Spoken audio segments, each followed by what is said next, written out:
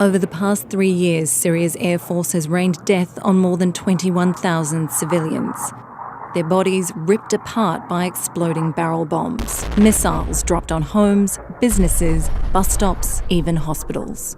These war crimes have been well documented. Not so the part played by the shadowy world of offshore finance. Behind the scenes, companies using offshore tax havens were accused of supplying fuel to the Syrian Air Force. In 2014, multiple governments, including the UK and US, issued bans on doing business with these companies. But now, a new global investigation has revealed that a Panamanian firm helped these companies operate as attacks in Syria continued.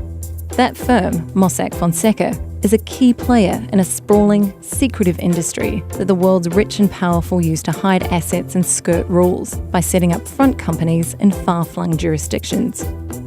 More than 300 journalists trawled through millions of leaked records from Mossack Fonseca to expose an alarming list of clients involved in bribery, arms deals, tax evasion, financial fraud, and drug trafficking. Behind the invoices, emails, and paper trails are real victims. In Russia, businessmen kidnapped orphan girls as young as 13, raped them, then sold them to others for sex.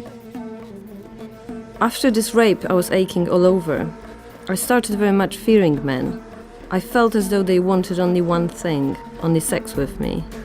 When I was taken into a foster home, I felt as though my foster father would rape me if I'm left alone with him.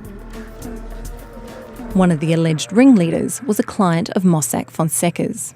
When the firm discovered their client was a pedophile, they decided they were not legally obliged to report his offshore business activities to authorities. In Uganda, a company that wanted to sell a prospective oil field paid Mossack Fonseca to help it avoid $400 million in taxes.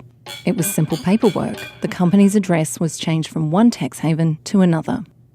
In a country where 1 in 3 people live on less than $1.25 a day, $400 million represents more than the government's annual health budget. Uganda spent years in court trying to force the company to pay its taxes. Meanwhile, hospitals in the shadow of the oil field lacked funds for even the most basic equipment. Patients slept on floors. They were asked to bring their own medical supplies, like sterile gloves and cotton balls.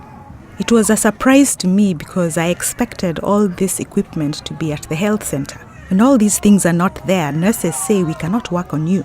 At times, we are forced to leave and return home unattended to. Some women have lost their lives and babies.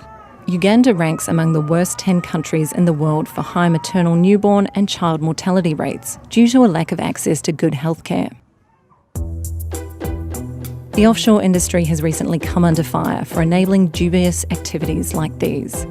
But firms like Mossack Fonseca have helped clients continue to operate behind a veil of secrecy. Until this shadowy world is held accountable, international criminals will keep doing business, tax dollars will be dodged, and bombs will continue to fall.